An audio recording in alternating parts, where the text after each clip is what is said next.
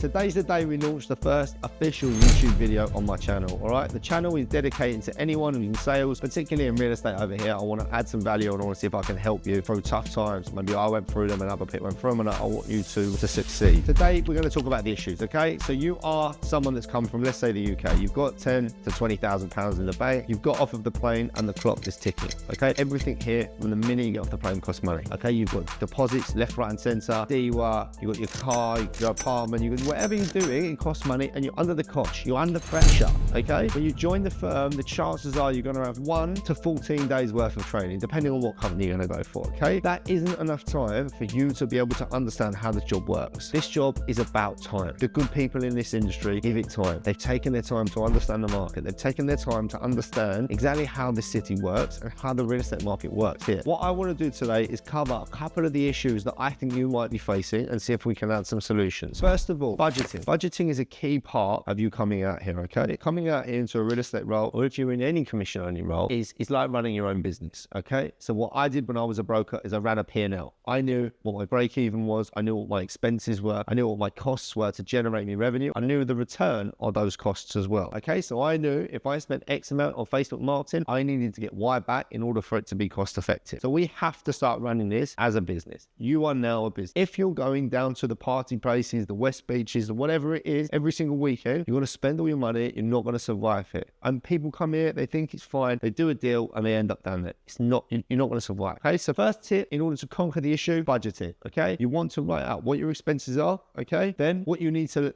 earn to live, what that break-even point is. Then on your then on what you're spending, you need to understand exactly what that is and look at how you can increase the revenue. Secondly, I want to talk about cold calling. Cold calling is something that's massive over here, okay? You've got all sorts of different types of cold calls that are being made. You've seen all my videos of people calling me and adding no value. This is something we'll actually go through in depth on another video, but I want to touch on it. The chances are you've come into a firm, they've given you a laptop or they've given you a database, they give you a phone and say, away you go, start calling. If you're calling and asking the seller, is the house for sale? Is the house for rent? They're going to say no. They're going to tell you, go away, and you're not adding any value. What you have to do is become a figure in the industry. You have to become a figure in your area, okay? There is no point in you opening an Instagram account, putting Dubai Hills property expert if you've never sold a house there, because it's not credible. You need to become credible. So go out and understand exactly what is in the area. What can you offer to me as an owner, as someone that lives in this community? What can you offer to me? Is it advice? Don't send me one of these property reports. All of these things people do, they think everyone's doing. Separate yourself from the crowd. Add value. Think about what you would want if you were the seller, and then start to position that in your calls. The next one on the list, mindset. Mindset is a key part to this industry, okay? This industry, whatever any recruiter tells you, is not easy. If I'm going to go and set a bakery up down there, it's going to cost me money, okay? I'm going to have to spend before I start making. I'm going to have to work weekends. I'm going to have to wash dishes. I'm going to have to work in the background in order to make a success of it. So if you think you're coming out here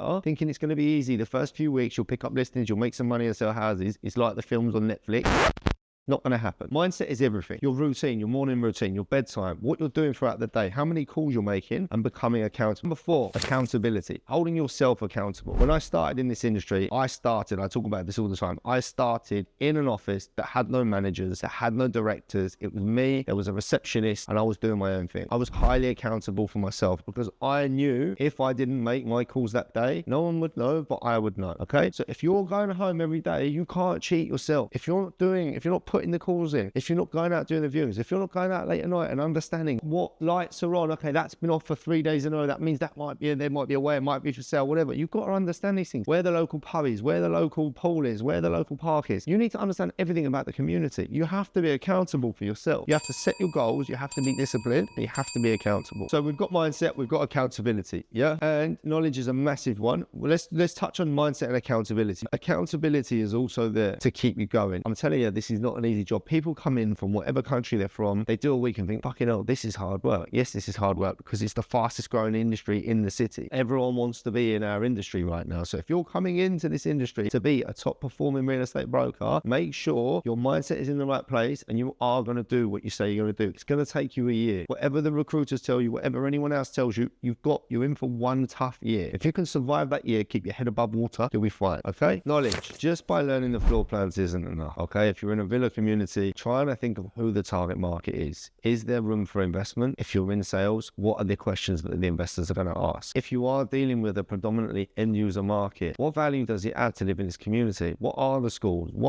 It sounds basic, but the amount of viewings that I've been on when buying a house, and I ask, what's the closest school? And I know the answer, and the agent's not me too sure. Well, there's a school being built. What is it then? I don't know. Is it a British school? I'm not sure. Okay, how long does it take me to get to the shop from it? I don't know. Someone's spending millions of pounds, millions of dirhams, millions of dollars, and they want to work with you. Just because there's loads of us, you have to give them a reason to want to work with you. So knowledge is key. You're going to have to do these things and have these things in order to be successful. And it does get easier because the more value you can add, the more people want to work with you. The more people want to work with you, the more deals you can do. Obviously, the more money you can make and the more you grow your client base. But to begin with, this video is for you. Sat there at the desk. You should be eating breakfast, lunch and dinner in the office. As harsh as that is to say, you should be in that office all day, every day. You're going to work weekends. I worked 7 days a week. I'd go to the beach. I'd get a call. I'd leave. I'd go back. There was no stopping me. So we have to look at these things. One book I would recommend. Every single person in my office reads the book before they get onto the sales floor. It's called The Psychology of Selling by Brian Tracy. I suggest you always, if you're not reading, download it on Audible. Okay. We'll put a picture up here. The Psychology of Selling by Brian Tracy. Everyone read it. It will teach you the basics of psychology and understanding how to sell, who to sell to, and it will help with a lot of these things. Let's talk about some of the issues is your approach. Your approach is going to be different for everyone. Okay. So originally I was someone that liked cold calling. Okay. I was from a calling background, so I didn't mind making 250 calls a day, 300 calls a day. I didn't mind. I would wait until the office till 9 o'clock at night and I'd stay there from 8 o'clock in the morning. But that was my personality. I didn't